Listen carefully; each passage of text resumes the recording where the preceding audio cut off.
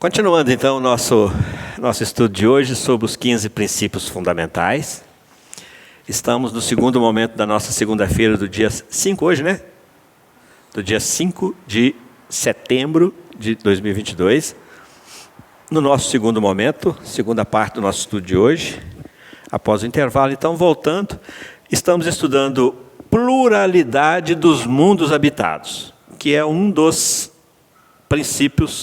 15 princípios fundamentais do Espiritismo. E, dentro do nosso projeto de estudo, estamos fazendo a correlação desse princípio fundamental com os outros 14. Fizemos na semana passada Deus e Jesus, hoje Espírito e Perispírito, agora nós vamos entrar em evolução. Qual a relação que existe entre os mundos, esses plurais mundos habitados, essa pluralidade de mundos habitados e a evolução. Emmanuel fala para nós que tudo está sob a égide da lei de progresso, desde o átomo ao anjo. Então, abarcando aí a trindade universal, né? A lei divina, Deus, que rege o átomo, matéria, ao anjo, espírito. O átomo, o início, a parte mais simples, né, da matéria, e o anjo, que é o ápice, que é o topo, né, da evolução espiritual. Que, segundo o que nós entendemos da evolução nos 3 reinos existentes, mineral, vegetal e animal, esse átomo, esse princípio inteligente é que vai evoluindo até atingir essa condição de angelitude. Então, evolução dos mundos guarda relação com essa expressão de Emmanuel, que tudo está sob a égide da lei de progresso, do átomo ao anjo. Entre o átomo e o anjo, nós encontramos os mundos, também em evolução, também sob a égide da lei de progresso, que é exatamente o que está acontecendo com a Terra. Nesse exato momento, nós estamos no meio de uma transição. Os Espíritos têm nos ensinado e nos informado isso com muita insistência nisso, e eles não desistem de nós e nos informam, e a gente faz de conta que não está entendendo, e eles continuam investindo em nós e nos dizendo que nós estamos com o nosso planeta Terra saindo daqui e vindo para cá. Estamos no meio de uma transição planetária, transição evolutiva. Estamos saindo de uma situação onde o mal prevalece, e estamos indo para uma situação onde esse mal deixará de prevalecer, embora continuará existindo, para continuar nos desafiando nesse nosso processo de crescimento. Então, é disso que ele está falando, é a separação do joio e do trigo, é a separação dos bodes das ovelhas. Então, o que acontecerá com o trigo? Será guardado no celeiro. O que é o celeiro? Está lá na parábola esse ensinamento. O que é o celeiro? É a terra. E o celeiro, guardado no celeiro, ou seja, aí nós voltamos na terceira bem-aventurança. Ser guardado no celeiro equivale-se à terceira bem-aventurança, herdar a terra. Continuar fazendo parte da terra. Mas o que se a terra é essa coisa que as pessoas acham que é um vale de lágrimas, um lugar de sofrimento, por que queremos permanecer nela desse tanto? É porque agora nós estamos tendo consciência de que, semelhantes à terra, há outros mundos inferiores, semelhantes à terra. E que eu posso sair daqui e ir para uma pior. Então, já que a Terra está melhorando, está mudando de categoria, onde o mal deixará de prevalecer, vai continuar existindo, mas deixará de prevalecer, eu posso não me candidatar a esse passo, a esse caminho, e posso ficar à mercê de ter que ser rebaixado por reajuste para mundos inferiores à Terra, inclusive. Que são mundos primitivos, e dentro dos mundos primitivos, gente, nós temos mundo primitivo, primitivinho, primitivo mais ou menos, primitivo muito primitivo, né? Opa, embaixo, muito primitivo. Ou seja, há uma hierarquia. Se considerado numa linha verticalizada, de baixo para cima, cada mundo vai ser energeticamente diferente do outro. E cada espírito também, energeticamente e moralmente, diferente um do outro. Então, nós vamos sempre ter essa hierarquia. Então, por isso é que herdar a terra já é uma garantia de que nós vamos mudar para melhor. Por isso, vale lutar por esse direito a essa herança, que Jesus tem investido tanto em nós, exatamente para nos capacitar para esse processo de luta.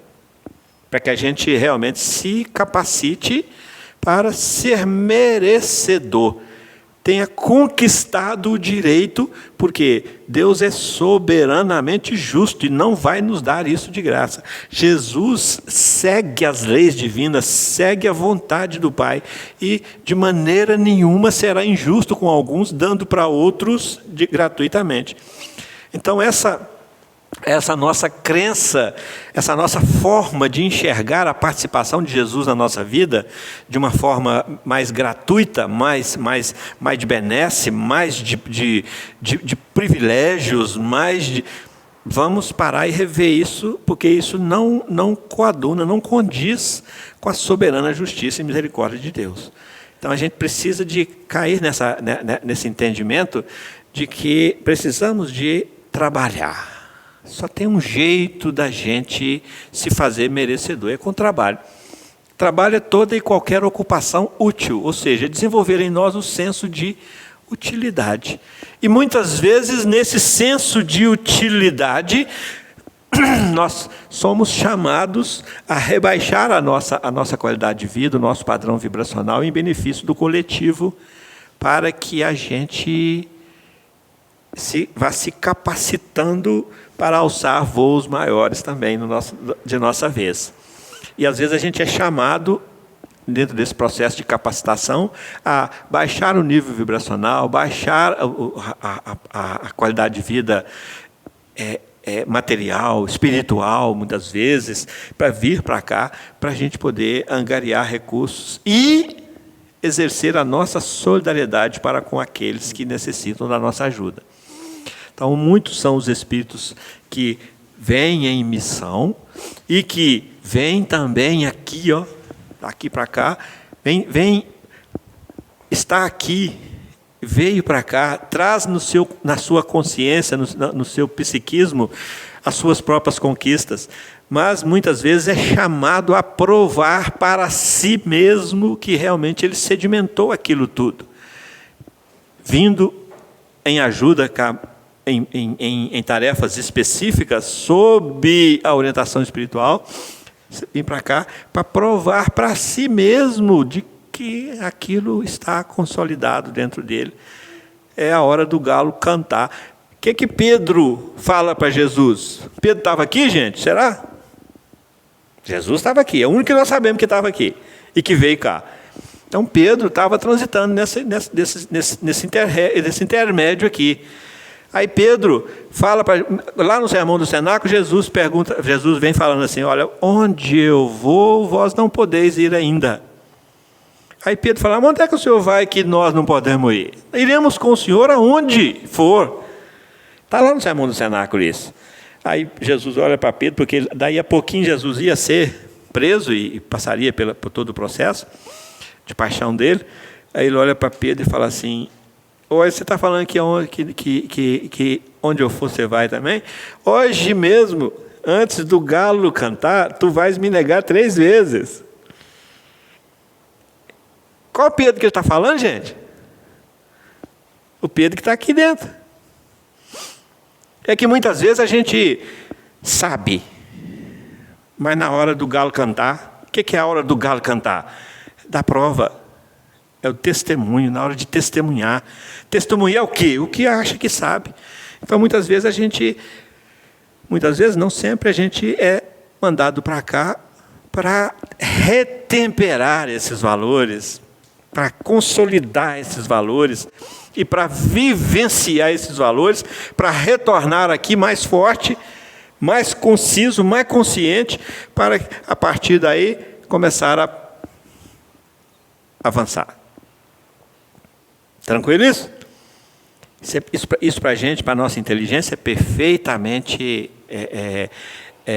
condizente com a justiça de Deus, com a misericórdia de Deus, é perfeitamente condizente com a lógica, é perfeitamente condizente com as coisas naturais, com a natureza da vida, é perfeitamente condizente com as leis divinas, inclusive com a lei de progresso, com a lei do merecimento, com a lei das conquistas, com a lei de Francisco de Assis, é dando que se recebe.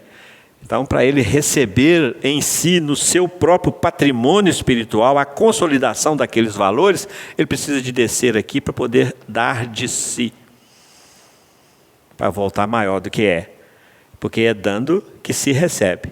E se você doa com abundância, você também recebe com fartura, com abundância.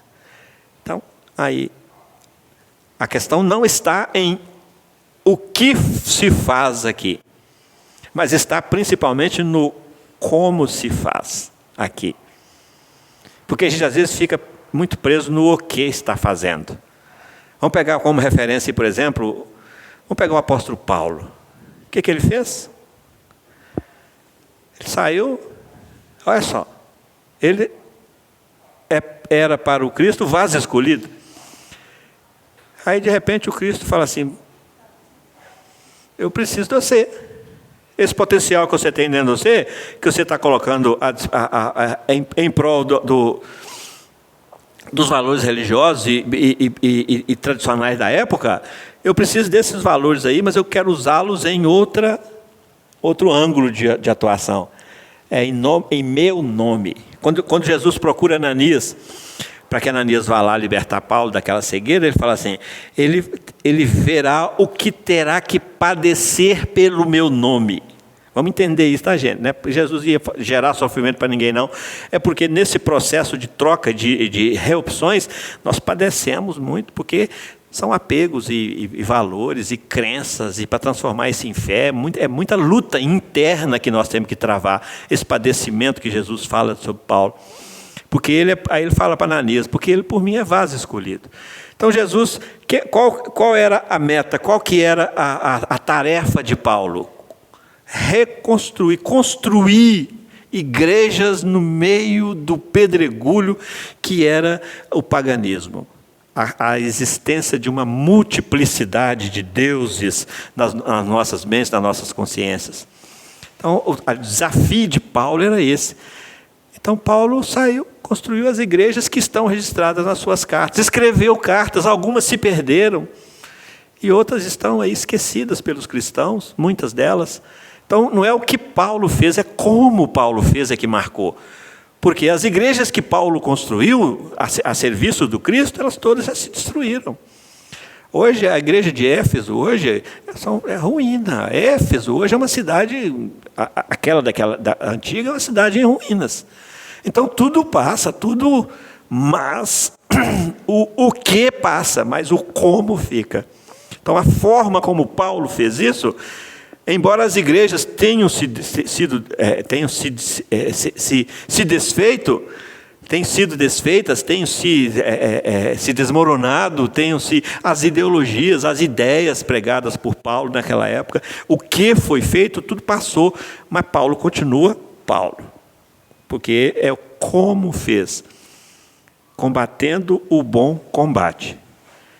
E quando se combate o bom combate, chega-se a provações para si mesmo do que traz dentro de si. Quem era Paulo? Um doutor da lei, gente. Não era qualquer um, era uma sumidade intelectual que estava usando essa energia simplesmente para um lado, e Jesus vem, realinha aquilo para os fundamentos do cristianismo. Então, é essa provação aqui, gente, que nós precisamos de enxergar. Tem horas que a gente precisa de sair da nossa rota e ser enviado para outros. Olha o que Paulo teve que passar para ele provar para si mesmo da sua potencialidade, do que ele trazia dentro de si. E mais que isso, não ficou para si, ele registrou isso para a posteridade, deixou um legado chamado as Cartas de Paulo, que é uma lição de evangelho para todos nós. E que nós estamos aqui, mas assim, apanhando para compreender assim na superficialidade do que Paulo quis nos dizer.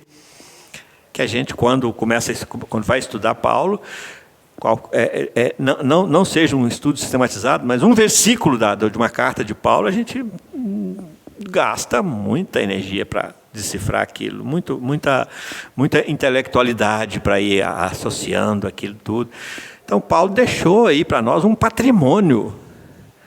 Então, por que deixou? Porque foi como fez, compartilhando, pensando coletivo, pensando na posteridade, compreendendo a sua missão que Jesus acabara de entregar para ele.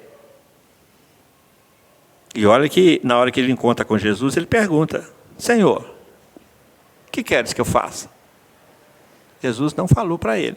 Jesus falou: entra na cidade, e lá lhe será dito o que deverá fazer. Está na Atos dos Apóstolos essa passagem. Jesus não saiu esparramando para ele o que queria que ele fizesse. Ele só falou: entra na cidade. O que é isso, gente? Entra na cidade? O que a gente pode imaginar desse entrar na cidade? Cidade é o lugar que cabe todo mundo. Cidade cabe todo mundo. Entra na cidade. Então cabia Paulo também. Aquela cabeça daquele tamanho, aquele cabedal de conhecimento daquele tamanho. E lá na cidade, o que é entrar na cidade? Entrar na vida, entrar na vivência, entrar na corrente da vida. Porque Paulo havia se afastado por causa dos seus enganos, por causa das suas interpretações, por causa. Então, entra na cidade. O que é que o Evangelho vem chamar a gente hoje, gente? O que ele fala para nós hoje? O que Jesus espera de nós? Senhor, o que queres que eu faça? O que você espera de nós? Entra na cidade. Entra para a vida. Saia dessa vida mais ou menos. Começa a se inteirar de você. De quem você é, de onde você veio, o que você está fazendo aqui, o que você veio fazer aqui. Inteirar-se disso. Com quem que eu estou? O pensar coletivo, essa solidariedade. Então, isso tudo faz parte desse trânsito dos espíritos com seus perispíritos, como nós já vimos, seguindo essa lei da evolução, a lei evolutiva. Obviamente, que já dissemos que daqui para aqui é preciso ter condições de vir. Então, a evolução é a moeda de troca. A evolução é o passaporte. A evolução é o visto. Para você sair desse país aqui, entrar nesse país, o visto passa pela evolução. Sem o visto, você não vai. E para você ter o visto, você tem que preencher alguns requisitos para poder entrar nesse outro país. Não é assim que é hoje? Não é assim que é com a gente? É tudo natural, gente. Tudo segue as leis da natureza. Está tudo dentro da naturalidade das coisas. Sim? Os discípulos, eles estavam aqui para serem provados? Para serem? Provados? Não entendi. Os discípulos de Jesus, eles vieram para ser provados? Provados? A provação, sempre a gente vai estar sendo provado, sim. E os discípulos não fogem dessa condição de provação. Tanto é que falham. Tomé, Judas, Pedro, João, o mais amado. Na hora que ele vê alguém pregando em nome do Cristo que não era da turma, da tribo, ele fala: mestre, quer que a gente mande ele parar? Esse que ele fala é José de Arimateia, é quem vai depois tirar Jesus da cruz. Então João todo enciumado, porque tinha um discípulo que estava pregando em nome de Jesus, mas não era, não era do discipulado. Quer que a gente faça, ele providencie para que ele pare? Aí Jesus, o que Jesus fala? Não, deixa. Se não é contra nós, é por nós.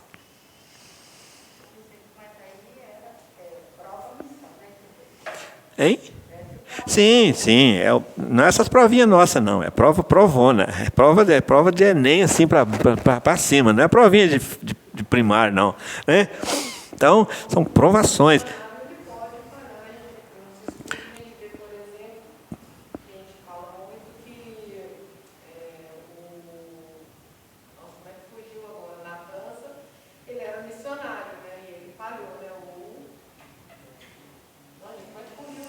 Rustang. Napoleão Bonaparte. O João Batista Rustang também é meio considerado meio falho. Sim. Então, gente, a infalibilidade é uma característica só dos espíritos puros. Por quê? Porque o que gera a nossa falibilidade é a nossa vinculação ainda com a matéria. O que causa a nossa falibilidade, as nossas falências. Então, aquele que não tem mais nenhuma relação com a matéria, aí ele já goza da infalibilidade, que são os espíritos puros, que, inclusive, lá na Revista Espírita, num texto que a gente já trouxe aqui, inclusive, lá da Revista Espírita, de 1862, se não me engano, lá, quando vem definindo e nos orientando sobre a categoria dos espíritos crísticos, dos cristos, aí falam lá que eles gozam de infalibilidade absoluta. São espíritos puros e que não tem mais nenhuma atração, nenhuma influência da matéria exerce sobre eles. Então, aqueles que vieram com Cristo, pelo próprio diálogo dele, a gente percebia que eles também eram discípulos. Não eram mestres, eram discípulos. Aprendizes. E que depois viraram apóstolos. O que é isso? Começaram a provar para si mesmo o que eles tinham aprendido e colocado em prática em nome do Cristo para sustentar a missão do Cristo. Então, primeiro o discipulado, depois o apostolado. A diferença entre um e outro é que o discípulo é aprendiz, o apóstolo já é praticante. Ele já é provacional, ele já está provando para si, demonstrando, vivenciando e mostrando o ensinamento por meio do exemplo. Aí sim, já virou apóstolo. Tranquilo, gente? Semana que vem a gente continua, né? Hoje são 5, 6, 7, 12. Dia 12 de setembro a gente continua. Com a graça de Deus. E Ele quer que a gente continue. Vamos querer também, né? Muito obrigado a todos, muito boa noite. Que Deus abençoe a todos nós. Que abençoe também aqueles corações que costumam vir, que estar presentes aqui conosco na segunda-feira e que hoje não puderam vir.